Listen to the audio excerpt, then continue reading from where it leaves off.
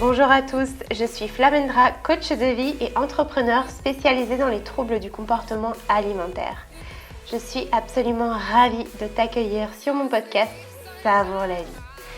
Si tu cherches à faire la paix avec la nourriture, à renouer une belle relation avec ton corps et à découvrir ta puissance intérieure, tu es au bon endroit. Ici, seul ou accompagné, mes invités et moi allons te partager des réflexions puissantes et profondes pour améliorer ta santé et ton bien-être physique et mental. Pour ce faire, nous allons aborder les thèmes du rapport au corps, à la nourriture, mais aussi de l'état d'esprit et du regard sur le monde. Ensemble, nous allons ouvrir le champ des possibles pour que tu puisses te sentir libre et pleinement épanoui dans ta vie. Si tu souhaites soutenir ce podcast, je t'invite à le noter avec 5 étoiles et à le partager autour de toi. Tu peux aussi me retrouver sur mes différents réseaux sociaux sous le nom de Flamendra. Allez, sans plus attendre, c'est parti pour ce nouveau numéro. Alors aujourd'hui, je ne suis pas seule, je suis avec Alix Aubry. Alix qui est coach et qui aide les femmes à se révéler, à révéler la femme rayonnante qui sommeille en chacune de nous. Donc je trouve ça absolument génial. Et donc Alix a elle aussi souffert de troubles du comportement alimentaire. Donc on en a parlé dans cet épisode et on a aussi fait le lien avec l'hypersensibilité. Donc je vais peut-être définir ce que c'est que l'hypersensibilité avant de commencer cet épisode pour que vous puissiez comprendre de quoi il s'agit. Une personne hypersensible, elle va avoir une sensibilité qui est beaucoup plus forte que les gens entre guillemets normaux. Elle va avoir une empathie décuplée, elle va être un peu en mode éponge, voilà, elle va tout ressentir puissance 10 000.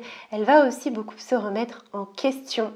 Elle se sent souvent différente, elle a cette sensation qu'elle est seule au monde, voilà, même quand elle est entourée, elle se sent incomprise. Elle a une forte intuition, même si elle n'en a pas toujours conscience, et elle a vraiment le besoin d'être seule. Souvent, ce sont des personnes introverties.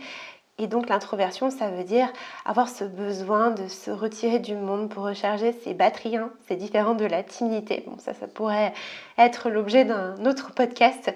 Mais voilà, c'est ce besoin en fait de se retrouver seul pour faire le plein d'énergie et se sentir bien avec soi. Les personnes hypersensibles sont également souvent très créatives. Ça peut être dans les arts, dans le chant, dans le piano. Moi, j'ai des coachés qui, quand on creuse et qu'elle se délivre des troubles alimentaires, elle se découvre un certain don et une certaine passion, un certain engouement pour le piano, pour le chant, pour la peinture, pour le tricot, pour plein de choses finalement qui autrefois n'étaient pas là à cause du trouble alimentaire qui prenait toute la place.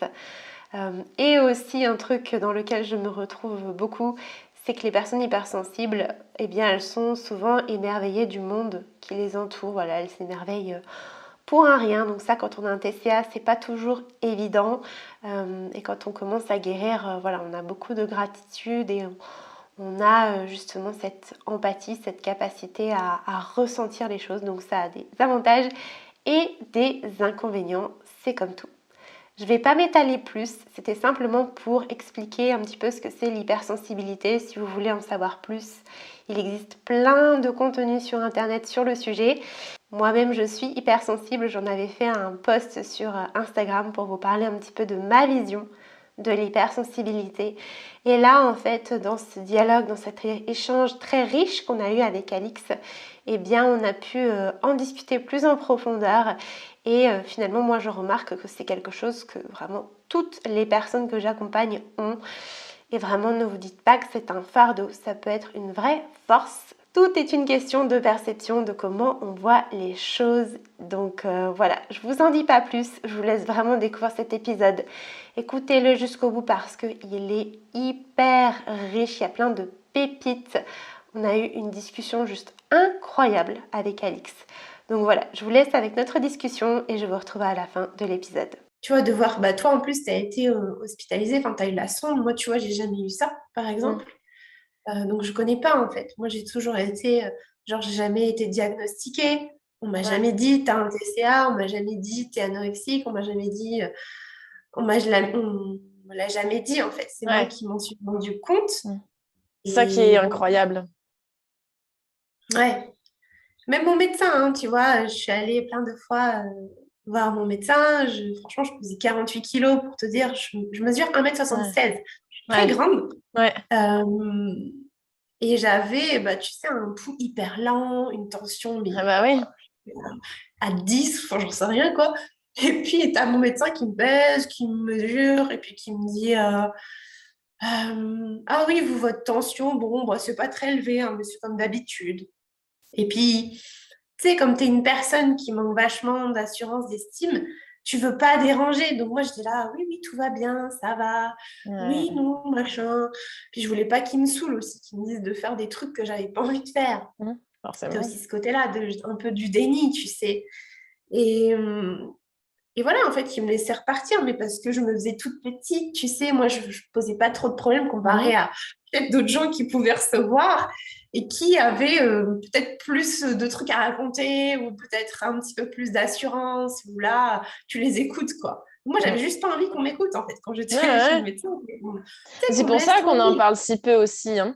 Parce que finalement, les personnes qui ont ça n'ont pas envie d'en parler. Ça rend encore plus le truc tabou. C'est souvent des profils de personnes assez timides, assez clairement tellement mal dans leur peau qu'elles ne vont pas vouloir en parler. Donc, ça aide pas non plus, hein, c'est sûr. C'est ça. Est-ce que tu te reconnais là-dedans, du coup, dans ce type de Ah oui. comportement, dans Ah ces ouais. expériences? Ah, moi, j'allais chez le médecin, ça va, ouais, ça va super bien, tout va très bien. Ma tension, non, non, non, c'est pas une catastrophe du tout, j'ai pas fait de 3 malaises hier, non, non. Mais vraiment, enfin, des années de TCA où j'ai tout gardé pour moi. C'était. En fait, enfin, oui, en effet, on est tellement dans notre bulle, tellement. Tu vois, j'en parlais avec une coachée ce matin, justement, le fait que, bah, en fait, t'es tellement. Enfin, comment dire, sous un tas de choses de perfection, de contrôle et tout, que tu deviens un peu un robot, quoi. Un truc sans émotion, un truc. Et du coup, tu essayes toujours de paraître forte, tu essayes de paraître encore plus parfaite que tu ne voudrais encore plus l'être. Et du coup, y a rien qui se transpire, qui se transmet vis-à-vis de ça. Et donc, en fait, tu gardes tout pour toi. Et c'est de pire en pire, tu t'enfermes de plus en plus.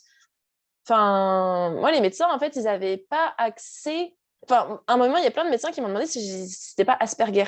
Parce que justement, enfin, c'était pas de l'autisme. Parce que justement, je pense que j'ai tellement fermé qu'ils se sont dit, mais enfin, il y a un truc là-dedans. Et vu que les médecins, ils aiment bien mettre des mots précis, bah finalement, c'est ce qui leur parlait le plus. Ouais, c'est super intéressant ce que tu partages là. J'aimerais rebondir sur ce que tu dis parce que effectivement, il y a des mots, mais parfois les mots, ça peut aussi aider à comprendre ce qui se passe en nous. Par exemple, moi, quand j'ai compris que j'étais Mm. hypersensible, bon, ok, voilà, on appelle ça comme on veut, mais que j'avais une forte sensibilité, je me suis dit, ah ouais, en fait, quand j'ai regardé un petit peu, tu sais, je me suis renseignée sur le sujet, je me suis dit, ah mais c'est trop moi, ah mais machin, mes bidules, et ça expliquait aussi beaucoup de choses. Mm.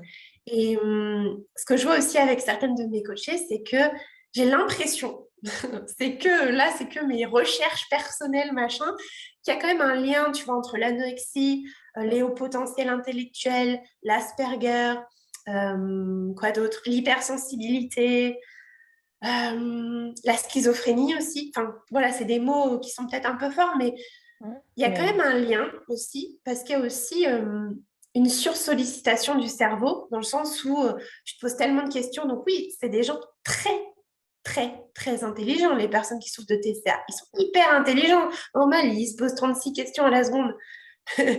Donc ça fait leur force, mais ça fait aussi leur faiblesse, dans le sens où il y a beaucoup de doutes, il y a beaucoup de est-ce que je fais bien? Il y a souvent du perfectionnisme, comme tu le disais. Euh, et puis, bah, lié, en fait, c'est un mix de plein de trucs, tu vois, manque d'estime de soi, perfectionnisme, intelligence, fait qu'il y a beaucoup de questions.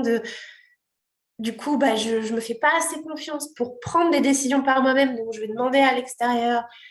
Et puis, bah, l'extérieur va me dire, en fait. Puis comme l'extérieur, il a raison et que je veux être parfaite et que je veux me conformer, et ben, il y a tout ça qui se met en place. Donc, pour moi, il y a vraiment un vrai lien.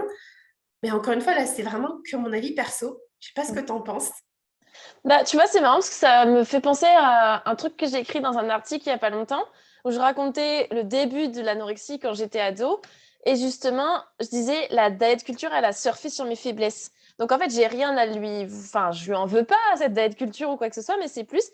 en fait, en effet, je me sentais différente depuis toujours. Je me sentais mal dans ma peau. J'osais pas prendre ma place. J'étais très, très, très hypersensible déjà étant petite. Et en fait, dans ma famille, il n'y a pas d'hypersensible. Donc, en fait, les émotions, non. Au revoir. Donc, en fait, il a fallu que... j'ai appris, en quelque sorte, que ces émotions-là n'étaient pas valables. Elles ne devaient pas être là. Donc, il fallait les renfermer. Il fallait se renfermer un peu sur soi-même. Et puis, être différente, c'était pas très bien vu. Et donc, en fait, je me suis retrouvée un peu dans un autre monde, avec la diet culture, avec ces filles avec qui je m'identifiais, avec ces forums, ces machins. Et du coup, finalement, ça m'a convenu en quelque sorte et j'avais l'impression que ça m'aidait.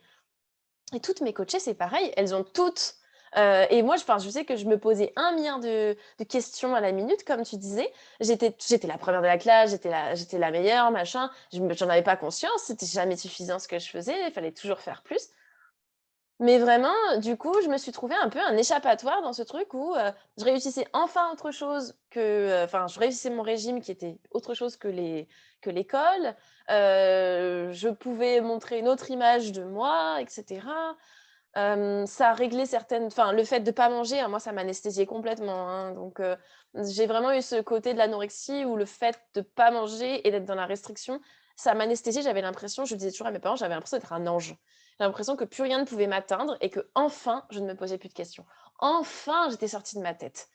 Et je l'ai lu dans plein de trucs et j'en ai parlé avec plein de coachés qui me disent, mais que ce soit l'anorexie, du coup, le fait de ne pas manger, donc d'être en hypo tout le temps et d'être dans un état second, ou d'être shooté un petit peu aux différents métabolites qui sont créés dans ton corps, etc., au manque d'hormones et tout, d'être un peu complètement dans un autre monde.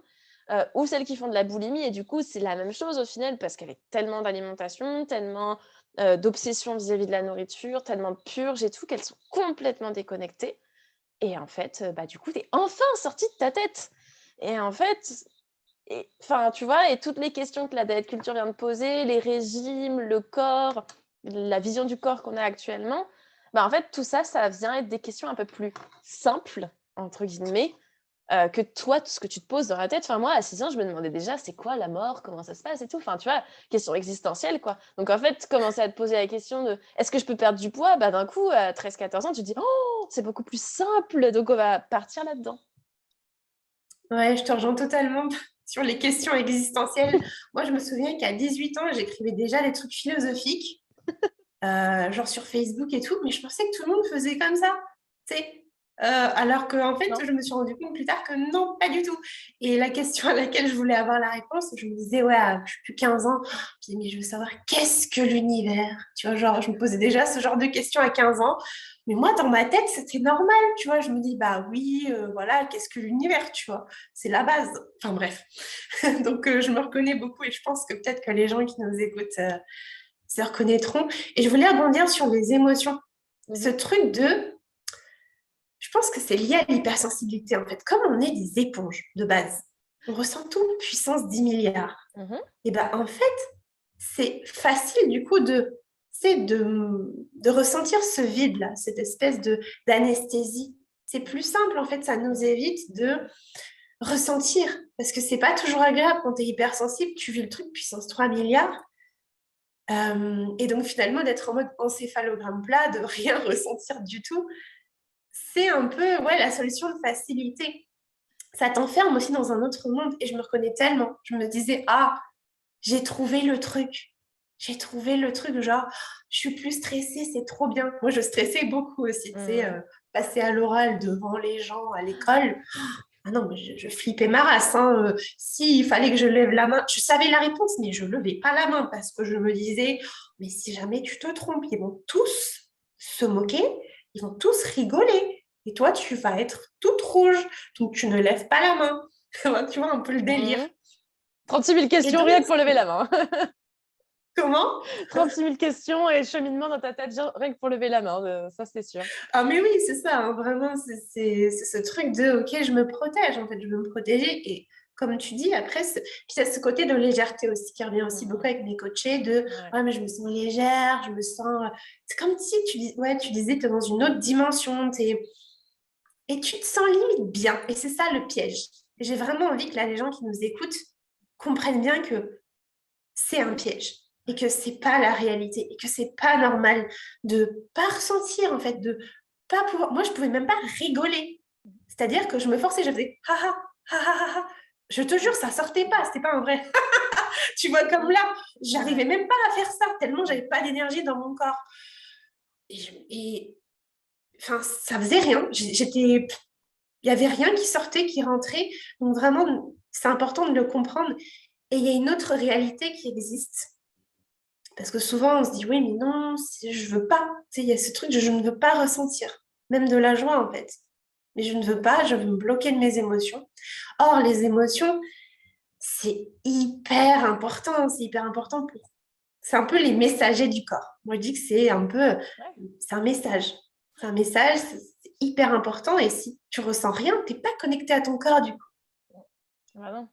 C'est pour ça, il y a vraiment, pour moi, dans toutes mes coachées, au début, il y a une ligne, tu vois, entre leur corps et leur cerveau. Et encore, si on prend les expressions faciales, elles n'y sont pas non plus. Donc, c'est vraiment, vraiment hyper compliqué ce côté-là où elles sont complètement déconnectées de leur corps. Enfin, c'est pour ça que tous les outils de reconnexion, la méditation, les massages, comme tu disais, prendre un bon bain chaud et tout ça, c'est thérapeutique. Parce qu'en fait, c'est des choses qu'elles n'ont pas fait depuis des années. C'est des choses où tu as besoin de tout ça. Et j'avais une coachée qui me disait, au tout début, elle me disait, moi, avant, quand j'étais vraiment à fond dans l'anorexie et tout, j'étais vraiment... Je me sentais en effet légère, anesthésiée par ce manque d'alimentation, par ce contrôle de moi. Mais finalement, en fait, aujourd'hui, je me sens encore plus légère en étant guérie, en étant alignée avec mes émotions, en étant moi-même, enfin, quoi. Et c'est ça, en fait, qui est le plus beau. Et c'est ça que les gens, je voudrais aussi qu'ils comprennent. Et comme tu le dis, c'est super important de le rappeler. C'est que finalement, on n'est pas censé être anesthésié par la nourriture, que ce soit en manque ou en excès, etc. C'est juste, en fait, tu n'es pas censé être anesthésié du tout. Tu es censé être toi-même. Si tu es hypersensible, pour moi, c'est une chance de folie de vivre le monde avec tant de choses, d'entendre un oiseau chanter, d'avoir les larmes aux yeux. C'est juste incroyable. Et en fait, on a de la chance. Et je dis pas que les autres n'ont pas de chance, mais juste ce truc en plus, ce truc différent, il est juste incroyable pour interpréter le monde. Et c'est vrai que, moi, en fait, on m'a toujours dit que quand j'avais des TCA, en fait, j'étais froide, tu vois. J'avais aucune émotion, j'exprimais rien, ni envers moi-même, ni envers les autres. Tu vois, et pourtant, de base, je suis quelqu'un de très tactile. Mais par contre, pendant les TCA, on ne pouvait pas me toucher, tu vois. On pouvait pas... si quelqu'un me remettait une mèche de cheveux en place, pour moi, c'était une atteinte, tu vois. Bon, c'est lié aussi à des choses qui se sont passées plus jeunes, forcément. Mais c'était vraiment... rien n'était possible. Et moi, qui avais passé toute mon enfance à pleurer tout le temps parce que hypersensible, mais pleurer de joie comme pleurer de peine, tu vois. Mais là, il n'y avait pas une seule larme qui pouvait couler, quoi. Et typiquement, regarder des films tristes, regarder des sketchs humoristiques, etc., ça a été une de mes thérapies, tu vois, de me dire, waouh, il y a des gens drôles dans ce monde, waouh, il y a des trucs émouvants et tout. Et je me suis dit, mais comment j'ai fait pour me priver de ça pendant des années? Je te rejoins tellement et c'est beau ce que tu partages. L'hypersensibilité, pour moi, c'est une force. Tu vois, j'en ai fait carrément un post sur Instagram où je parlais de ça. Et alors oui, ça décuple les peurs, mais ça décuple aussi l'amour. Ça décuple aussi plein de belles choses. Et comme tu dis, j'ai adoré quand tu as dit, je peux pleurer devant un coucher de soleil. Je me reconnais, hein, franchement. Oui, ok, ça fait bisounours, mais on s'en fout en fait. C'est beau. C'est beau de pouvoir s'émerveiller comme ça. Moi, je me souviens qu'à l'époque, avant mes TCA, j'avais un copain, il dormait à côté de moi. Je chialais, tu vois, en le regardant parce que j'éprouvais de l'amour pour lui. Et je pensais que tout le monde faisait ça. Mais bon, après, j'ai réalisé encore une fois que pas du tout. Mais c'est beau, en fait. Et c'est important, et comme tu disais aussi, que les personnes comprennent qu'il y a la légèreté qu'elles ressentent, en fait, c'est du vide. C'est du rien. T'es pas, en tant qu'humain, t'es là pour vivre. T'es pas là pour être je sais pas, une jarre avec rien à l'intérieur. Donc, c'est aussi te reconnecter à ton essence. Et là, je te le disais en off, j'ai une de mes coachées qui a repris plus de 10 kilos. Donc, encore une fois, la prise de poids ne veut pas dire que vous guérissez, hein, c'est beaucoup plus holistique que ça. Mais elle me disait, moi, j'aurais jamais pensé dire ça, mais je me sens tellement plus vivante, en fait, plus légère, plus bien dans ma peau qu'à l'époque, j'étais dans l'hyper-contrôle, dans le machin. Et effectivement, la thérapie aussi, thérapie, bon, c'est un certain mot, mais je veux dire, le processus pour se sortir de tout ça, et ben, ça passe par des choses simples, en fait. Des choses simples telles que, des bains, de la musique. Moi, je faisais de la danse intuitive aussi. C'est un truc que je recommande pas mal à mes coachés. Ça leur plaît beaucoup, d'ailleurs, quand elles le découvrent. Tu sais, de danser, mais sans truc de performance, juste tu fais des mouvements comme ça, tu te mets une bonne musique que tu aimes bien. En plus, quand tu es hypersensible, la musique, franchement, la musique, c'est un pouvoir de fou. Moi, ça me fait frissonner dans tout mon corps. Truc de dingue. Et franchement, ça vous reconnecte à une autre dimension, à une dimension un peu plus onirique, à quelque chose de waouh, en fait. Ça vous reconnecte à l'hypersensibilité aussi, à ce côté de je ressens, aux sensations. Parce que c'est ça, hein, tu vois, quand tu prends une douche, c'est chaud, tu ressens déjà un petit peu plus. Quand tu te fais des massages aussi, tu te reconnectes à ton corps, à ce qui se passe là, en fait, et pas juste ce qui se passe dans ton cerveau. Donc moi, je trouve ça magnifique, en fait. Comme tu dis, c'est un cadeau. C'est un vrai cadeau. Tu vois, j'avais une coachée, elle était clairement hypersensible et elle me disait, le seul moment où j'arrive à être moi-même, c'est sous la douche. Et justement, je lui disais, c'est normal, t'es enfin dans ton corps, t'es enfin connecté à lui. Donc, continue, quoi, prends une douche toute la journée et kiffe ce moment-là et essaye de comprendre que tu peux être dans cet état-là plus souvent, en fait. Je me suis beaucoup intéressée, du coup, aux émotions. Je sais que l'intelligence émotionnelle, etc., c'est tout ce qui me passionne. Et on en apprend de plus en plus, heureusement, dessus. Et finalement, tu vois, j'avais lu un truc qui disait, en fait, le fait d'accepter ses émotions, c'est clairement super important parce qu'en fait, vos émotions, elles sont créées quelques secondes avant que vous les ressentiez. Donc, en fait, le moment où toi, tu ressens une émotion, c'est qu'elle est déjà là. Donc, en fait, les personnes qui vont ressentir du vide, qui vont ne pas accepter leurs émotions, elles bloquent des choses. Et du coup, elles sont déjà là, les émotions, toi, au moment où tu crées ce vide. Le moment où les personnes qui nous écoutent, en fait, elles veulent se détacher de ces émotions, elles ont honte, elles se disent non, non, non, il faut surtout pas. Et bien, en fait, elles sont déjà là, donc elles viennent accumuler des émotions à l'intérieur, elles viennent les bloquer, et du coup, le corps, il est complètement désorienté, il n'est pas écouté, on se déconnecte encore plus, on se fait du mal, en fait. Et moi, je prends souvent cet exemple avec mes coachés de qu'est-ce que tu dirais à ton enfant, que tu en aies ou pas, tu vois, on a tous cette conscience de si c'était ton petit enfant là, et que ce soit l'enfant intérieur d'ailleurs ou ton enfant, finalement, est-ce que tu vas lui dire non, non, non, surtout pas, n'exprime pas ton émotion, non, reste impassible. Non, en fait, on a envie de. Enfin, on est tous émus. Bon, après, peut-être que je parle en tant qu'hypersensible encore une fois, mais on est tous émus par un enfant, tu vois, qui crie de joie, qui pleure, etc., tu vois, ou qui vit tout simplement intensément. Et en fait, pourquoi est-ce qu'on ne s'autorise pas à nous le faire, en tout cas pour les personnes qui nous écoutent et qui sont encore dedans? Moi, je sais que parfois, j'ai l'impression, tu vois, avant, j'aimais pas qu'on me dise que j'étais mignonne ou des trucs comme ça, parce que justement, ça évoquait un peu tout ça. Et finalement, maintenant, j'adore, ou quand on me dit, t'es tellement insouciante, ou des choses comme ça, ou quand quelqu'un rigole parce que j'ai fait un pas de danse dans la rue, ou j'en sais rien. Mais qu'est-ce qu'on s'en fiche, en fait? Moi, c'est ma façon d'interpréter le monde et de le vivre, et en fait, si ça peut donner le sourire à quelqu'un, c'était tout mon. Enfin, il n'y avait pas d'objectif, mais ça me rend encore plus heureuse. Et carrément, je suis tellement d'accord avec toi. Et je pense qu'il y a aussi ce côté de, tu sais, ce côté de, j'arrive à donner des conseils aux autres, mais moi-même, je ne sais pas les appliquer pour moi. Tu sais, moi, je le vois, par exemple, j'ai créé un groupe avec toutes mes coachées et c'est très intéressant d'observer à quel point elles vont dire des choses aux autres. Genre, elles vont, mais vas-y, c'est OK, tu peux manger et tout. Mais elles-mêmes, en fait, non. Tu sais, c'est vraiment super intéressant. Et franchement, j'étais pareil, tu vois. Et je pense qu'en tant qu'hypersensible, on est un peu comme ça, on veut prendre soin des autres, machin. Mais c'est aussi important de se le donner à soi. Et le problème que je vois avec beaucoup de mes coachés, c'est « Ah, mais oui, mais je suis égoïste. Ah, mais c'est mal. » Non, encore une fois, bien et mal, c'est vraiment personnel. Hein. Je veux dire, la nature est rien de bien ou de mal. C'est, tu vois, c'est juste là. Et s'autoriser à le faire pour ça. Tu sais, il y a la métaphore de quand tu es dans l'avion, dans le sas, si jamais il y a ce truc qui se passe ou la porte elle s'ouvre, bref,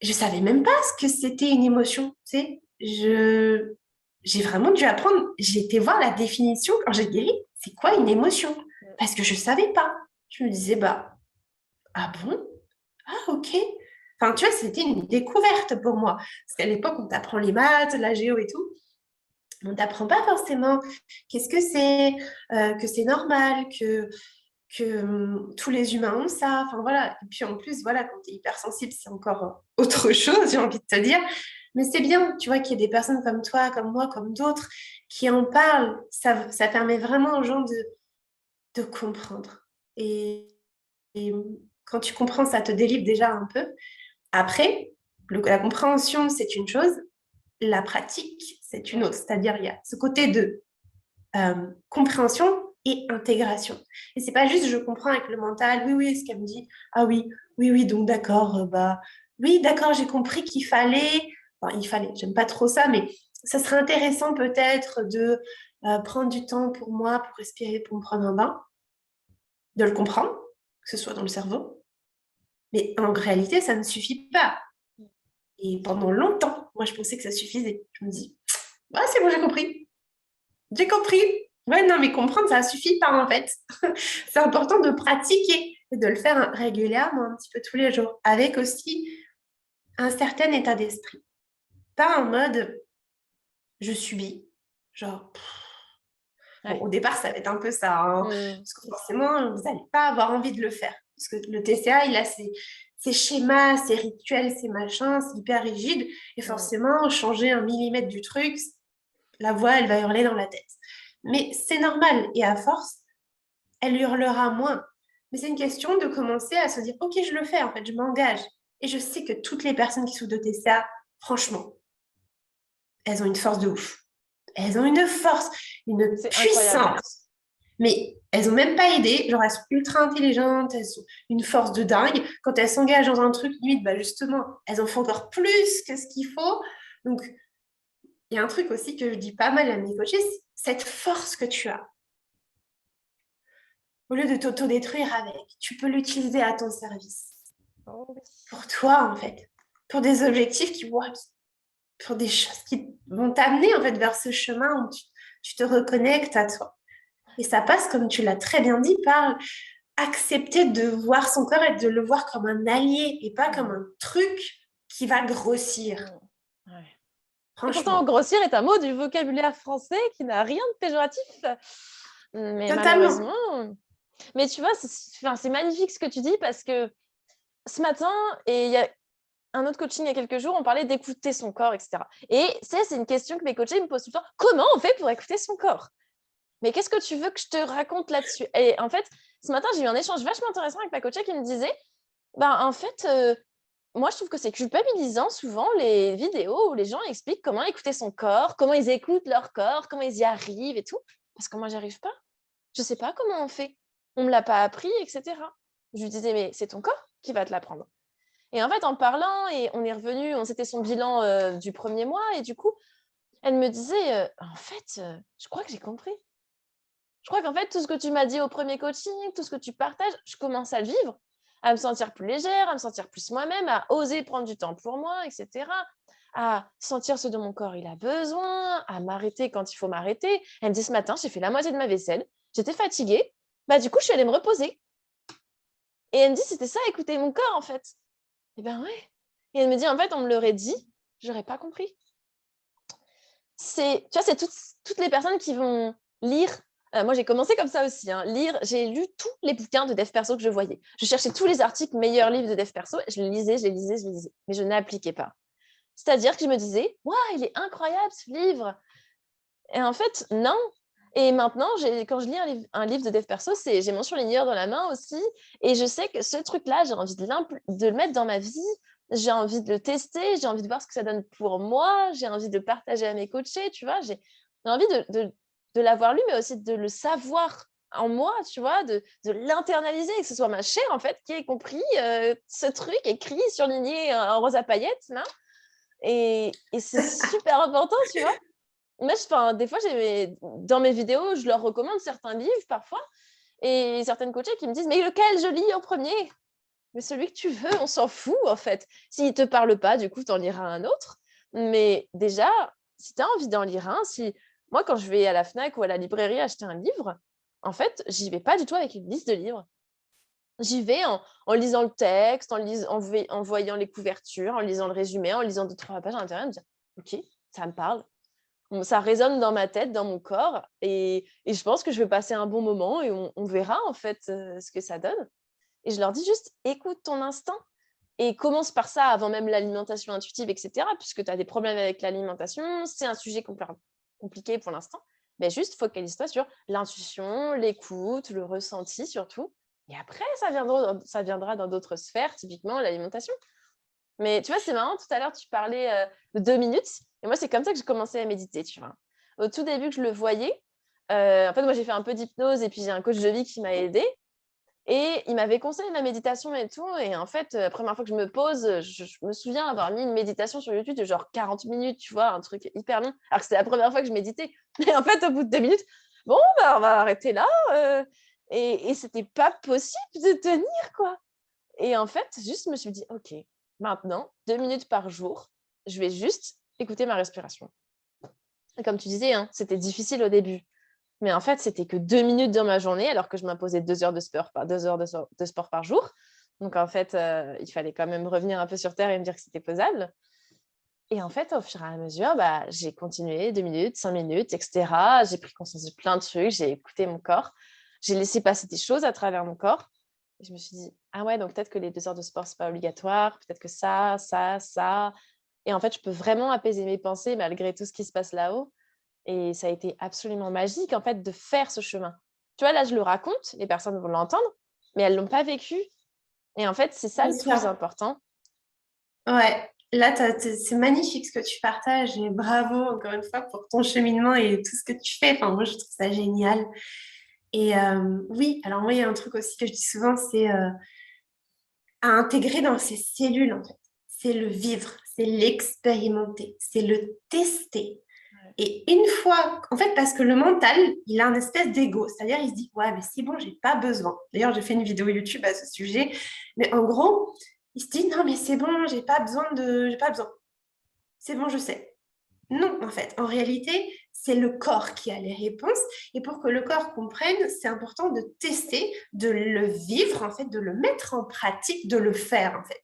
De le faire, de le matérialiser dans la matière, que vous le ressentiez dans vos cellules, en fait. Et une fois que ce sera fait, là, vous aurez la vérité qui sera votre vérité. Parce que, bon, chacun a sa vérité. Bon, ça, encore une fois, c'est un autre truc. Mais vous comprendrez vraiment. Donc, et c'est à ce moment-là, en fait, que ça se passe. C'est pas juste dans la tête.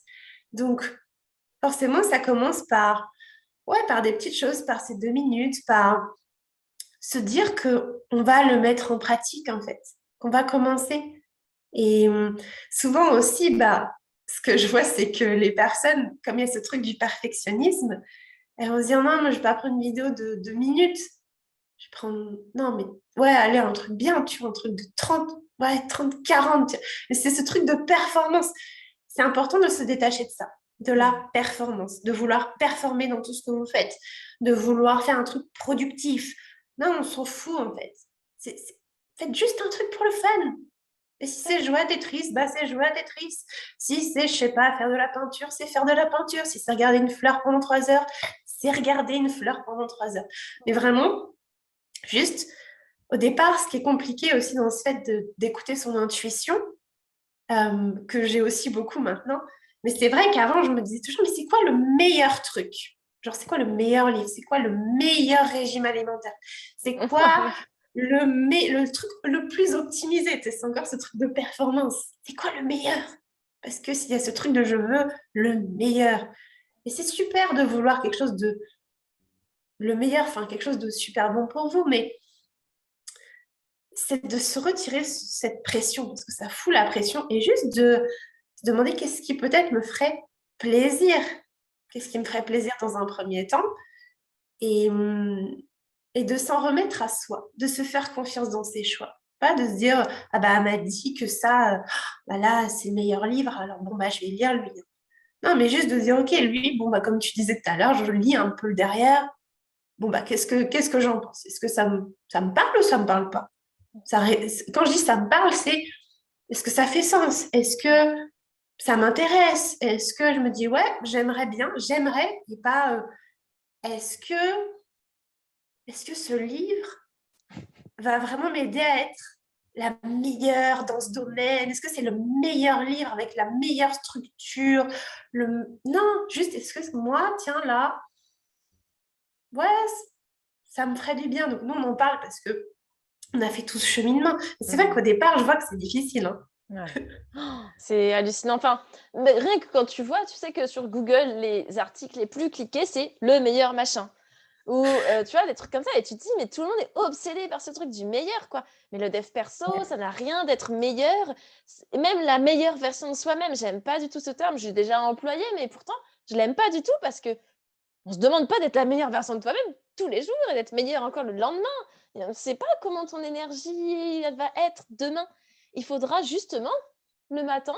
Moi, je sais que c'est un truc que je fais tout le temps et c'est un truc qui m'a changé la vie. C'est le matin de me réveiller, me dire c'est une belle journée, ça va, voilà, tout se passe bien, je suis en vie. Qu'est-ce que j'ai envie aujourd'hui? Qu'est-ce que j'ai envie pour moi? Comment je me sens? Et pas parce que sinon, en fait, tu peux aussi mettre l'autre version en route de j'ai ça à faire, il faut que je fasse ça, il faut que je réussisse à faire ça. Et moi, c'est ce que j'ai certaines coachées qui me disent en fait. Elles se réveillent le matin en mode tout doux. C'est tout. Et en fait, en plus, la to do, elle fait 45 lignes, comme tu dis. Mais non, tranquille en fait. Et c'est juste, enfin, tu vois, même le truc de, par exemple, la méditation, toutes mes coachées à chaque fois, parce que moi je leur en parle beaucoup, ça m'a beaucoup aidé. Et des fois, j'ai un peu ce truc même, toutes les questions qu'elles pourraient me poser, je leur dirais, tu devrais méditer, ça devrait t'aider. Mais bon, ça, c'est un autre sujet. Mais pour moi, c'est un peu la clé, tu vois. Et elles me disent tout le temps, moi, j'arrive pas à méditer. En même temps, il n'y a rien à réussir dans la méditation. Au pire, tu vas passer 10 minutes à continuer un peu à ruminer. Au pire, tu l'aurais fait même si tu n'avais pas médité déjà. Et en fait, tu auras essayé de te sentir un peu mieux. Tu auras eu cette intention de te poser et d'essayer de méditer. Bah, t'es pas arrivé à un état méditatif, mais c'est même pas être arrivé, c'est juste, c'était compliqué ce jour-là. Il y avait trop de trucs dans ta tête. T'en as peut-être éliminé une chose de ta tête, tu t'en rends pas compte, mais ton corps, il est content que tu aies essayé de prendre ce moment pour toi. Et c'est OK, en fait. Et moi, la dernière fois, j'avais une coachée qui me disait, mais par contre, tu penses que c'est quoi le meilleur moment pour méditer? C'est le matin quand je me réveille ou le midi entre mes consultes ou alors le soir après? Et je comprends cette question, je me la suis posée aussi. Mais en fait, aujourd'hui, il n'y a pas de meilleur moment parce que tu vas te mettre une pression pour que ce soit à ce moment-là, etc. Ben non, en fait, c'est fais-le quand tu en as besoin, quand on a envie. Je te dis pas de, pendant une consultation, de dire à ton patient, parce que j'ai plein de coachés, je pense que c'est peut-être pareil pour toi qui sont dans le monde médical, mais lui dire, bon, bah, excusez-moi, là, je vais méditer, quoi. Mais par contre, sentir que, par contre, là, entre deux consultes, j'ai besoin de me poser, de respirer 3 fois, mais fais-le. Ça, c'est la meilleure méditation qu'il y a, en fait. C'est le meilleur moment, c'est quand tu as le ressenti, tu as l'émotion, quoi. Tellement. J'aime bien quand tu disais la to-do. Moi, je disais la checklist géante. Je disais, ta journée, tu la vois comme une checklist géante. Et franchement, j'avais tellement cette impression aussi avant. Et parce que tu démarres en mode faire, en mode, encore une fois, performance. J'ai tout ça à faire. Et si je ne le fais pas, parce qu'il y a aussi une liaison avec qui je suis. C'est-à-dire, les actions que je fais, c'est qui je suis. Mais non, en fait, il y a ce que vous faites et qui vous êtes. Et c'est pas parce que vous faites plein de choses que vous êtes une bonne personne. Parce que souvent, c'est ça. Bah, je fais plein de trucs. Donc je suis quelqu'un de bien. Donc, j'ai réussi ma journée. Tu sais, c'est encore ce truc de réussir. Il n'y a rien à réussir dans une journée. Il n'y a rien à échouer. Tout comme quand vous mangez, il n'y a rien à réussir. Il n'y a rien à échouer. Quand vous méditez, il n'y a rien à réussir. Il n'y a rien à échouer. Et ça, je sais que ce que je suis en train de dire, ça doit hérisser les poils de plein de personnes qui nous écoutent parce que c'est dur. Parce qu'il y a ce truc de mais oui, il faut être productif. Non, ça c'est une espèce d'injonction aussi de la société. Sûrement que vous avez eu aussi pendant votre enfance. Bah, tu le disais tout à l'heure, toi tu étais voilà, la petite fille qui était hyper intelligente, qui réussissait tout. Parce que je pense que tu as peut-être aussi reçu ce truc de bah, il faut travailler, machin, il faut être sage, il faut bien faire ses devoirs. Et donc, tu t'es attelé à la tâche et tu t'es dit, ouais, super. En plus, après, tu as les félicitations. Donc, ça t'encourage. Donc, tu te dis, bah, je fais bien, en fait. Ouais, c'est comme ça qu'il faut faire. Oui, c'est le truc. C'est le truc. Non, en fait, c'est aussi apprendre à être. Mm. On n'est pas des fers humains, on est des êtres humains. Alors oui, on est à un moment donné où il y a un temps pour tout. Il y a un temps pour être, pour se poser, et il y a un temps pour faire. Mm. Mais on n'est pas fait pour faire. Et puis, voilà, moi, je le vois aussi avec mes coachés qui me disent le soir, c'est un peu mon sas de décompression. Et ça, mais je l'ai tellement vécu. C'était tellement ce truc de... Forcément, demandez-vous aussi pourquoi vous ressentez ça. Et là, tu vois, quand elle m'a dit ça, je me suis dit, mais attends, déjà, sas, déjà. Donc, ça veut dire que c'est vraiment comme si, tu sais, c'était un petit temps dans la journée et Ouais. que de décompression. Donc, c'est-à-dire que le reste de ta journée, c'est de la compression, en fait. Mm. La compression, c'est un truc que tu as de la pression, tu vois. Donc, ça veut dire que tu n'es pas dans quelque chose de normal, en accord avec ton être, avec tes ressentis. Donc, moi, ça m'a tilté. J'ai fait, bah, ouais, Mm. c'est ouf, quoi. Et donc, c'est de se dire qu'on s'en demande trop. Quand c'est ça, si vous avez ce sentiment de, à la fin de la journée, vous n'en pouvez plus. Et puis, il y a aussi souvent les compulsions qui se déclenchent à ce moment-là, hein, voilà, parce que Seul ce de truc son côté, justement. voilà, quand t'es seul, machin, personne te voit, bah forcément en fait, parce que vous vous en demandez trop. Et puis vous mangez rien de la journée, donc à la fin, c'est plus possible, quoi.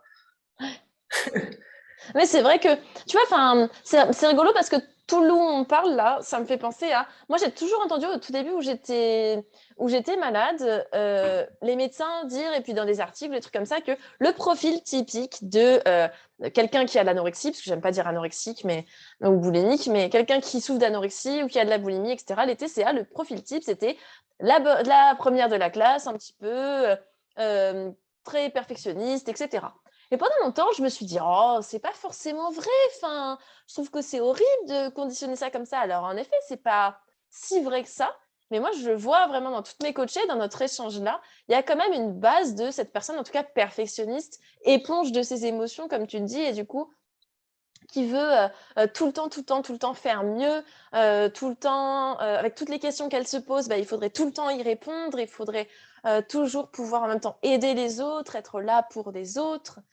Et finalement, la pression, elle est de plus en plus intense. Et tu vois, ta coachée qui te parlait de compression, finalement aussi, enfin, sans le vouloir, mais bah, c'est parce que c'est elle-même, tu vois, qui se met cette pression de dingue, en fait. Et en plus, c'est des personnes qui finissent souvent par se mettre beaucoup de leur côté, à s'isoler. Et du coup, elles n'ont même pas le retour des autres qui leur disent moi, je te mettrai pas la pression là-dessus. Moi, je te juge pas là-dessus. Et en fait, on se fait tout un monde. Je sais que mes coachés, on se font en quelque sorte un monde, comme j'ai pu me faire, de on va me juger là-dessus, on va m'en demander plus là-dessus, ce que je fais, c'est pas suffisant.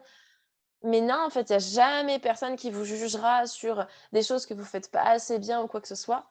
Et si cette personne le fait, c'est soit elle vous aime pas, et ça peut toujours arriver, soit cette personne est suffisamment mal dans sa peau pour en fait mettre sur vous, malheureusement, son propre mal-être. Et ça, la seule chose que vous pouvez faire, c'est justement, comme tu disais tout à l'heure, rayonner, en fait, et montrer toi-même l'exemple, en quelque sorte. Pour sauver les autres, pour partager, en fait, c'est la meilleure façon de faire. Les gens qui écrivent des livres, tu vois, non pas forcément le meilleur livre, mais c'est des personnes qui ont juste envie de transmettre quelque chose qui qui est venu comme ça un jour dans leur vie, qui a tout changé, et elles se disent bah, si ça peut changer quelque chose, c'est génial. Je vais juste raconter mon expérience, raconter mon exemple, dire comment je l'ai fait, comme on le fait là toutes les 2, tu vois? Et se dire: «Bah, c'est ça qui va aider, en fait». Et OK, toutes les 2 on est coach, donc forcément, on va aider activement, mais aussi le fait de partager des choses comme là, de partager dans nos vidéos YouTube, de partager avec des gens, bah, ça inspire encore plus, en fait, parce que la personne, elle se rend compte que son mal-être, elle peut, elle aussi, en fait, s'en débarrasser. Elle peut arrêter de se mettre de la pression pour tout. Elle peut juste, vivre là, maintenant, tranquillement, sans avoir une checklist géante qui l'attend, en fait. Ouais, j'adore ce que tu dis, franchement, ça résonne. Franchement, je pense que depuis tout à l'heure, ça résonne à fond. Et ouais, je pense qu'il y a ce truc de la pression dont tu parlais. En fait, vous êtes votre propre bourreau et on est souvent notre pire Ouais, grave, ennemi. oui. Enfin, c'est nous qui... Il y a un truc aussi que je dis pas mal à mes coachés, je dis, mais personne, en fait, va venir ouvrir ta porte, là, et te dire, mais là, t'as mal fait ça, hein. Il se passe là, oh là là, t'as pas mangé ça, machin, enfin, t'as trop mangé, t'as fait ceci, t'as fait cela. c'est à l'intérieur que ça se passe, en fait. Et souvent, quand on juge aussi les autres, c'est qu'on se juge beaucoup soi-même. Quand on critique beaucoup les autres, c'est qu'on se critique aussi beaucoup intérieurement. Donc, c'est intéressant aussi de s'auto-observer, de se comprendre. Voilà, ça, c'est vraiment une clé de guérison. C'est ce qu'on appelle la métacognition. C'est le fait de s'auto-observer, de comprendre, un peu de sortir de son corps et de ses pensées. Et de s'observer un peu en mode Sherlock Holmes, quoi. C'est aussi un truc que je dis. Tu sors de ton corps, tu te mets en mode Sherlock Holmes et tu regardes ce qui se passe. Et puis, d'être honnête avec soi et de se foutre la paix, en fait. Juste de se dire, mais en fait, ma vie, ce n'est pas une checklist géante. Ce n'est pas... je n'ai rien à prouver. En fait. C'est pas une histoire non plus construite. C'est incroyable ce que tu dis parce que ça me fait beaucoup penser à... Je sais que moi, ça m'arrivait beaucoup et c'est dur à dire, tu vois, mais finalement, il faut être honnête envers soi-même. Et ça arrive beaucoup à mes coachés. Les personnes qui ont des TCA, c'est des personnes qui finissent beaucoup par mentir. Parce que justement, elles ont honte de ne pas être parfaites, elles ont honte de ne pas avoir fait ça. Et elles ont besoin aussi d'un sas de décompression, justement, où elles peuvent être un peu plus libres. Donc, en fait, elles vont mentir sur 1 milliard de choses pour... soi-disant convenir à ça ou pour pallier à une pression qu'on pourrait potentiellement leur mettre, mais qu'en fait, elles se mettent. Et du coup, on voit que ça va très, très loin, ces troubles-là.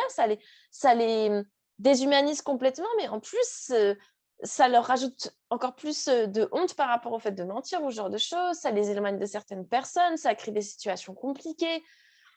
Et c'est horrible, tu vois, de dire d'en arriver à des choses comme ça, juste parce que la personne, elle est tellement mal avec elle, elle a tellement peur qu'on la juge, parce qu'elle le fait aussi aux autres, comme tu disais.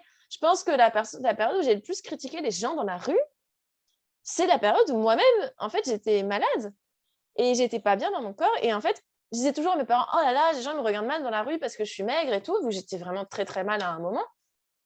Et du coup, plusieurs années après, je me suis rendu compte que c'est aussi le moment où moi, si je voyais une personne qui avait soi-disant un corps normal ou un corps avec 10 kilos en trop, entre gros guillemets, parce que c'est pas le cas, je me disais, oh là là, mon Dieu, et tout, comment on peut en arriver là et tout ça. Et vraiment, je critiquais les gens et et moi-même, je rentrais le soir, je me disais, waouh, c'est méchant ce que j'ai dit. Mais je ne me rendais pas plus compte que ça parce que j'étais clairement mal dans ma peau et en plus, ça me renvoyait mes peurs. Donc, c'était une catastrophe. Et en fait, plusieurs années après, je me suis dit, soit je suis honnête envers moi-même, et à ce moment-là, c'est pas bien d'avoir fait ça. Il n'y a pas de bien et de mal, comme on disait, mais en tout cas, voilà, je ne suis pas fière d'avoir fait ça. Mais en fait, ça révèle tellement de mal-être. Et ça m'a aussi fait prendre conscience que moi, on me l'a fait, je n'ai pas aimé, pourquoi je le ferais aux autres, tu vois? Et de me dire, en fait, ben non, c'est pas du tout la personne que j'ai envie d'être, donc j'ai pas envie de me l'infliger à moi-même, j'ai pas envie de me juger, j'ai pas envie de me critiquer, j'ai pas envie de le faire aux autres. Et j'ai envie de montrer encore une fois cet exemple que, ok, c'est possible de ne pas juger les autres, c'est possible de ne pas leur en demander trop, c'est possible de comprendre qu'ils sont fatigués ou quoi que ce soit. Et plus tu te l'accordes de toute façon, plus tu te connectes à des gens qui comprennent ça.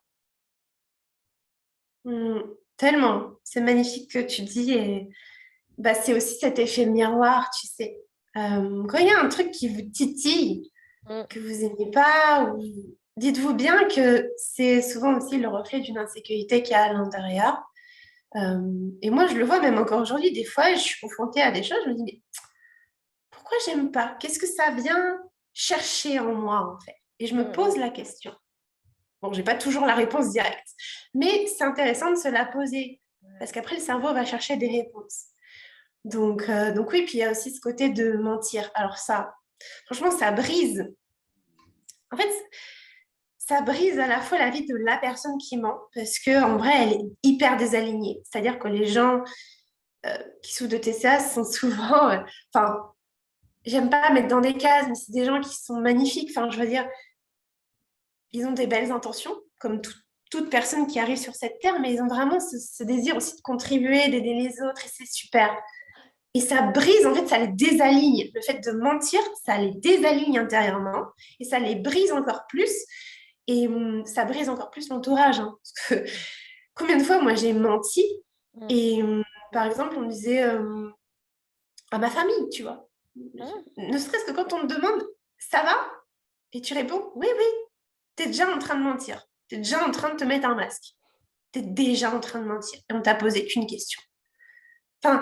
Et en vrai, juste s'autoriser ouais, à dire au moins, par exemple, ne serait-ce que ça va pas. Juste te dire, bah là, aujourd'hui, bah c'est pas top.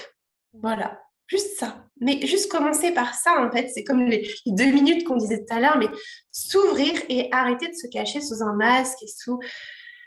Ça ne vous rendra pas service, en fait. Ça fera qu'empirer le truc parce que les gens aussi vont croire, ils vont dire, ok, bon, bah ça va.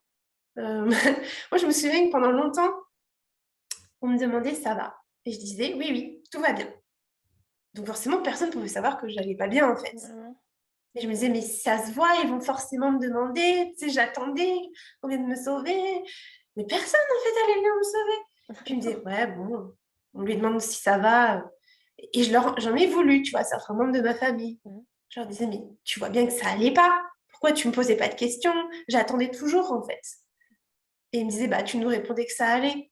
Donc, bah, nous, on voulait pas, on voyait bien que voilà, il n'y avait rien. Enfin, on savait pas comment faire, comment creuser le truc. Les gens, Donc, dites-vous bien, ces gens-là sont bienveillants, en plus, si c'est votre famille ou autre.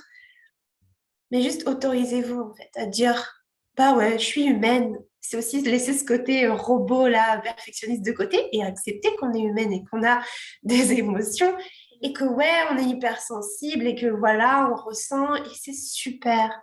Et c'est super. Et c'est ça, vivre. C'est ce que tu disais tout à l'heure. C'est on vit. On vit pour de vrai. Et ça existe. Et c'est pas un chaos. C'est pas un chaos. Au contraire. Alors oui, il y a une phase de transition qui est pas évidente, mais ça en vaut la peine. Dites-vous bien que c'est pour votre vie entière, toute entière. Et tous les rêves, moi je vois mes coachées, elles ont des rêves de fou. Genre, je leur demande c'est quoi tes projets et tout. Moi je me suis dit, c'est génial, tu vois. Et si tu continues comme ça, en fait, bah, qu'est-ce qui va se passer dans 5 ans si tu fais rien là, en fait? Tu penses que tu vas pouvoir le faire, ce projet? Ne serait-ce que fonder une famille. Des fois, j'ai des personnes comme ça qui veulent devenir maman. Ouais. Bah, pas sûr, hein. Mais j'ai envie de dire non. Voilà. J'ai envie de dire non. Soyons réalistes, soyons honnêtes. Bah non, en fait. Tu vas continuer ce schéma indéfiniment. Donc, c'est une décision qui n'est pas facile à un instant T, mais qui va t'apporter du bien-être pour une période indéfinie, quoi. Donc, c'est... Bah, tu vois, enfin, c'est pareil, ça résonne tellement en moi parce que, tu vois, le jour où en fait j'ai commencé à avoir des médecins qui me disaient, ah mais de toute façon, ça se chronicise, hein. C'est foutu, enfin, vous allez être malade toute votre vie. Mais tu vois, j'ai commencé, en plus c'était la peur de ça aller vraiment le plus mal possible et je me disais, mais je veux pas être comme ça toute ma vie. Mais c'est pas possible. Et en effet, tu repousses tous tes projets, toutes tes envies. Enfin, t'es même pas capable d'aller manger un pain au chocolat parce que tu en as envie, et pourtant t'en rêves, etc. Et tu te mets des barrières, et passer un bon moment avec tes proches, c'est pas possible non plus, etc. Et derrière, toi, tu as envie de, comme tu dis, soit fonder une famille, partir en voyage, faire ces trucs-là, monter ton entreprise, donner des ateliers ou des choses comme ça, tu vois. Et tu te dis, je vais pas pouvoir. Et en fait, c'est à partir de ce moment-là que c'est le plus dur. Et moi, quand j'ai entendu ces mots de anorexie chronique, etc., je me suis dit non. En fait, je ne vais pas déambuler toute ma vie avec cette étiquette qui va m'empêcher d'ouvrir plein de portes. Et finalement, oui, la guérison, elle a été plus dure que la maladie. Moi, c'est ce que je dis souvent à mes coachés ou à mes futurs coachés, parce que je ne suis pas là pour leur cacher quoi que ce soit. Et je pense que c'est une des plus grosses difficultés de notre métier, c'est qu'on est clairement 100% honnête. Et que des fois, ça fait peur, quoi. Moi, j'ai des personnes qui mettent 2 mois avant de se décider.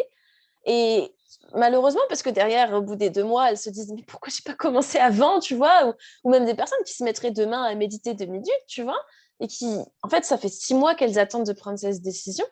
Mais juste, en fait, faut pas en avoir peur, parce que, ok, ça va être dur, ça va être horrible. Mais si demain, on vous diagnostiquez, c'est horrible l'exemple que je vais prendre, mais on va diagnostiquer un cancer, en fait, vous n'auriez pas le choix d'agir vite. Et dites-vous que de toute façon, les troubles du comportement alimentaire, c'est pareil en fait. Plus vous agissez vite, pas en allant vite, mais voilà, faire des petites choses au fur et à mesure, prendre conscience et se dire, moi, je veux pas cette vie-là. Je suis prête à traverser toutes les tempêtes, tous les orages là pendant 1 an, 2 ans. Et après, ce sera complètement différent. Ce ne sera pas facile, mais ce sera la vraie vie. Et il n'y aura plus tout le temps des histoires de devoir se battre contre soi-même, de jamais avoir de plaisir, jamais être bien, jamais rien pouvoir faire. Parce que ça, c'est le quotidien de quelqu'un qui a des TCA, je pense que tu es d'accord. Le plaisir, la joie, on oublie. En fait, ça vaut le coup de passer par une période où tu vas avoir clairement des victoires, tu vas avoir clairement des plaisirs, etc., qui vont être difficiles parfois à supporter. Tu vas avoir des gros chagrins, des grosses difficultés. C'est pour ça qu'il faut être suivi.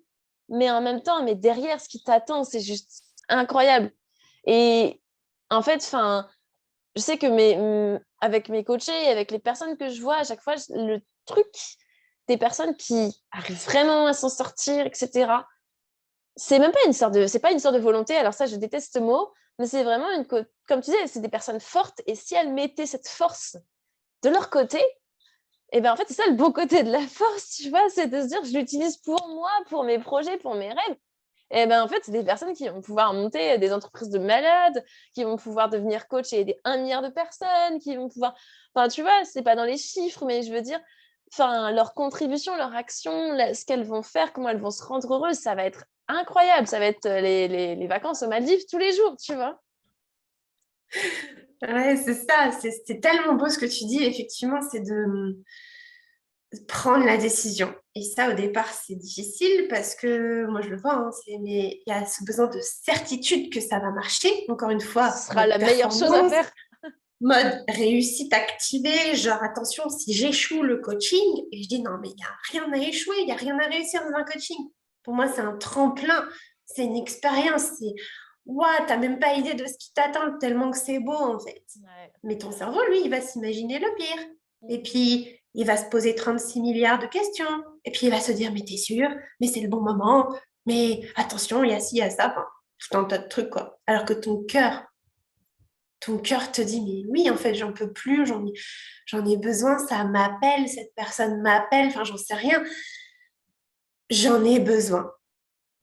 Et après, le mental reprend le dessus. Mais effectivement, moi, je dirais pas que c'est horrible la guérison, je dirais que c'est difficile. C'est difficile, c'est sûr, mais aujourd'hui, tu vois, c'est un cadeau. Je pense que tu es d'accord avec moi, c'est la plus belle chose qui puisse t'arriver. C'est une période incroyable de la vie. Tu apprends tellement de choses sur toi. Moi, perso, j'ai appris tellement de choses sur moi, sur la vie, sur... Et franchement, si ça m'était jamais arrivé, je me dis, mais waouh, en fait, enfin, c'est même pas ça m'est arrivé, c'est moi qui l'ai décidé, hein, parce qu'attention, ça tombe pas du ciel, hein, c'est vous qui le décidez. Mais si nous deux, on l'avait jamais décidé, si on avait décidé d'attendre, on ne serait pas là aujourd'hui à vous en parler. On ne serait pas devenu coach de vie spécialisé dans les troubles alimentaires. On n'aiderait pas des dizaines, des centaines de personnes à s'en sortir. On n'aurait pas un impact comme ça dans la vie des gens. Là, je parle par rapport à notre métier, mais imaginez l'impact que, du coup, on peut créer. Et au-delà de ça, même dans notre entourage. Moi, maintenant, j'ai des relations absolument superbes avec mes parents, alors qu'avant, je les voyais genre une fois tous les 4 mois et je ne mangeais pas, tu vois. Et ils me regardaient chelou. Enfin, aujourd'hui, ça n'a plus rien à voir. Donc, imaginez, en fait, je vais dire un truc cash, mais rester dans son TCA, c'est être égoïste. C'est ça le vrai égoïsme. C'est parce que du coup, vous êtes tellement concentré sur vous, sur votre nombril, sur votre corps, sur machin, qu'en fait, vous ne pouvez pas rayonner et délivrer votre puissance, tu vois. L'égoïsme, c'est ça. C'est pas se dire, ah bah non, il faut que je prenne soin des autres, machin. Non, c'est si je reste dans mon TCA, en fait, bah, c'est ça, en fait, le vrai égoïsme. Je ne peux pas rayonner aux yeux du monde, je ne peux pas délivrer qui je suis vraiment. Et en plus, quand vous êtes vous-même, enfin, quand vous êtes vraiment vous, que vous avez accès à toute votre énergie, à toute votre essence, bah vous avez, moi je le vois, on a tous un fort désir de contribution. Nous sommes des médiateurs, nous sommes des aidants, nous sommes des soigneurs. Nous sommes des soigneurs, nous sommes ça, nous sommes une communauté. Et si nous décidons de ne pas comprendre ça, qu'en fait, rester dans ce schéma de... En fait, j'ai peur du monde, j'ai tellement... Moi, pendant longtemps, je me disais que j'ai... Encore des fois aujourd'hui, hein, je me dis que je suis une extraterrestre, que genre, je suis bizarre, que que des fois, tu as du mal quand même à trouver ta place aussi. Mais en fait, vous avez votre place et vous avez une puissance et une bonté. Mais pour ça, c'est important de prendre la décision et de se dire, en fait, ouais, en fait, en restant là-dedans, ouais, c'est bon, bah là, je me regarde le nombril, en fait, et je suis hyper égoïste, en fait, ouais. Et en fait, je fais souffrir ma famille, en fait, enfin, j'ai pas un impact dans le monde et même au niveau de moi, en fait, je m'honore pas pleinement. Donc, voilà un peu ma vision du truc. Et ça va peut-être choquer ou j'en sais rien, mais je m'en fous. Mais pour moi, vraiment, avant, je pensais tout l'inverse. C'est-à-dire que je pensais vraiment que prendre soin de moi, c'était ça, être égoïste. Et j'ai réalisé, avec tout ce travail sur moi, que pas du tout. Et qu'aujourd'hui, heureusement que j'ai été égoïste. Parce que sinon, je ne serais pas là à vous parler et je ne serais pas là à faire ce qui me fait kiffer dans ma vie. Enfin, et puis en plus, voilà, c'est ce que je disais, les gens souvent qui souffrent de TSA ne sont pas des gens hyper matérialistes, qui ont des mauvaises intentions, qui vont se lancer dans... Non, c'est des gens qui ont le cœur sur la main, en fait. Ouais, ça c'est sûr. C'est pour ça que je te disais tout à l'heure qu'il y en a beaucoup qui sont dans les professions médicales et souvent ça se ressent dans cette personnalité-là. Hein. Mais moi, je trouve que c'est fabuleux ce que tu dis parce qu'en effet, ça peut être choquant. Le mot égoïsme me fait peur, mais en fait, c'est juste une caractéristique d'une personne qui va pas bien, qui a internalisé ce mal-être tellement qu'en fait, ça vient la recouvrir, ça vient la prendre, ça vient... Et en fait, elle se laisse ensevelir par ça. Et en plus, avec l'individualisme de la société, n'en parlons pas, ça vient forcément renforcer ce côté-là. Mais vraiment, tu vois, pour moi, tout ce que tu dis depuis tout à l'heure, ça me fait penser au mot déclic. Parce que pour moi, tout le monde me demande comment on fait pour avoir le déclic de guérir des TCA. Et c'est une question que je me suis longtemps posée. Je me dis, c'est quoi mon vrai déclic à moi, tu vois? Sur mon ancien blog, j'avais même écrit un article dessus. Et un article super dur à écrire parce que je me disais, bah, en effet, c'est ça, cette séance d'hypnose, ah, puis c'est cette fois où j'ai senti que mon corps allait s'arrêter, et puis c'est ce truc-là, et puis non, c'est ce truc-là. Puis je me disais, en vrai, le vrai déclic, c'est ce que tu viens de dire. C'est quand j'ai pris la décision que c'était assez, en fait, que c'était suffisant, là, c'est bon.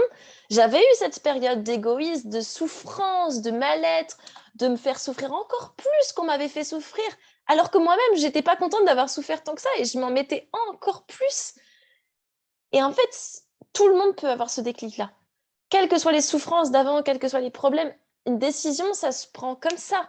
C'est horrible ce que je dis aussi, mais en fait, cette décision, on peut tous la prendre en écoutant un podcast, en regardant une vidéo, en voyant même une série, voir quelqu'un qui a changé sa vie avec tel truc et dire « Moi aussi, je veux faire ça.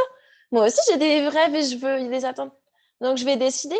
Ça va pas être facile, mais ça va être un chemin incroyable, comme tu disais. Toi, tout à l'heure, on parlait de livre de dev perso. Bah, le meilleur livre de dev perso, en fait, c'est ça, c'est ton expérience, c'est toi-même qui l'écris, quoi. Parce que, bah, tu sais très bien qu'en fait, à partir du moment où tu prends cette décision, ça te mène quelque part.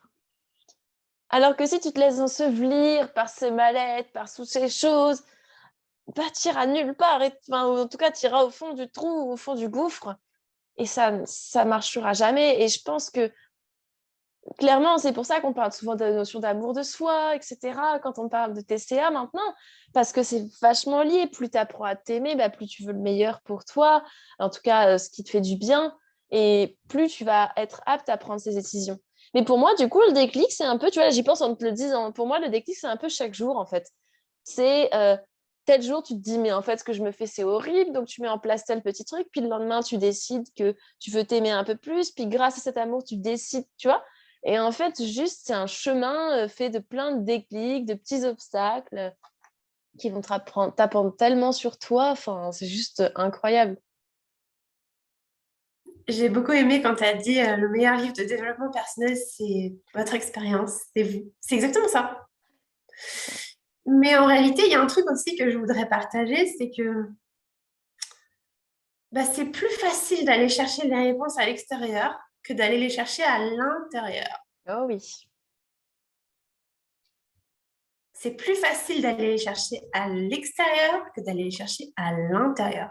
Je répète pour être sûr que, voilà, n'hésitez pas à prendre des notes. Mais en gros, on pense aussi, bah, c'est lié à l'estime de soi, on pense qu'on n'a pas les réponses, on pense qu'on ne sait pas assez. Mais si, en fait. Mais ça demande du temps. La réponse ne va pas venir direct. Ça prend, comme tu dis, c'est un peu chaque jour. C'est un petit peu chaque jour. On va peut-être s'arrêter là parce que je vois le temps qui passe. Et franchement, on aurait pu Sinon, rester demain, on y est encore demain, mais il y a tellement de trucs à dire. Euh, Mais en tout cas, merci du fond du cœur. Est-ce que tu peux peut-être nous partager l'endroit où on peut te retrouver si voilà, les personnes souhaitent te contacter? bah, du coup, vous pouvez me retrouver sur YouTube. Alix Aubry, j'ai plein de petites vidéos aussi, un petit peu comme celle qu'on vient de faire, très intuitives. Et puis sinon, sur les réseaux sociaux, sur Instagram, surtout, c'est 2 lueurs à étoiles. Donc voilà, si vous voulez me contacter, c'est avec grand plaisir. Merci beaucoup à toi pour cet échange absolument magnifique. Ça fait vraiment du bien de pouvoir transmettre ça et rayonner comme ça cet exemple, c'est ce qu'on a mis en œuvre, ce qu'on a mis en place pour être là aujourd'hui. Et puis, du coup, j'ai même envie de dire que j'aurais très envie de partager cette vidéo moi aussi du côté sur YouTube pour voir un petit peu le format un peu direct, tu vois, en montage comme ça. Donc, si tu veux toi aussi Ouais, partager là où là où on peut te retrouver justement. Et puis, de toute façon, ça rappellera comme aussi à tes ça, abonnés. comme ça, on sera partout, tu vois. Mais moi, je C'est trouve ça ça. bien. Comme ça, on diffuse encore plus le message. Et c'est trop cool. Donc moi, de mon côté, vous pouvez me retrouver sous le nom de Flamendra, que ce soit sur YouTube, Instagram. Et j'ai aussi un podcast qui s'appelle Savoure la vie, qui est disponible sur toutes les plateformes. Voilà, vous tapez Savoure la vie podcast, je pense que vous le retrouverez. Mais il est aussi sur ma chaîne YouTube sinon. Donc voilà, n'hésitez pas, franchement, si vous avez des questions, que ce soit moi, que ce soit Alix, enfin, franchement, venez nous voir. Nous, on est là pour vous aider, en fait. Après, attention, on n'est pas des sauveuses, on n'est pas là pour résoudre le truc à votre place, c'est ce qu'on a dit, c'est votre expérience. Mais par contre, on sera ravis de vous guider et de vous aider au mieux. Voilà. J'aime beaucoup ce dernier conseil parce que, en effet, ni les médecins, ni nous, ni personne ne pourra vous sauver sauf vous-même. On est là pour vous prendre par la main, mais il faut que vous preniez vous aussi notre main. C'est ça, c'est une co-création, pour moi, c'est ça, hein, le coaching, c'est d'aller on vous tire vers le haut, entre guillemets, mais c'est vraiment vous qui avancez finalement. Voilà. Donc, nous, on vous donne des outils, on vous ouvre des champs des possibles comme on a fait là. Je pense que là, à mon avis, on a planté des sacrées graines. Et Oui. d'ailleurs, n'hésitez pas à nous mettre des petits commentaires en dessous. On serait ravis de vous lire et de vous répondre. Ouais. Et puis, on vous dit à très bientôt. Et oui, à très bientôt. Merci à tous. Voilà pour cet épisode. J'espère qu'il aura pu résonner en vous. J'espère que vous aurez pu en retirer des pépites. Moi, j'ai adoré vraiment cet échange. C'était magique. Donc, j'espère que ça aura pu se retranscrire. Si vous voulez découvrir Alix, tous ces liens seront en barre de description du podcast, juste en dessous. Même chose, si vous voulez aller plus loin avec moi, vous trouverez tous mes liens juste en dessous. Je vous souhaite une très belle journée et je vous dis à très bientôt dans un prochain épisode du podcast Savoure la vie.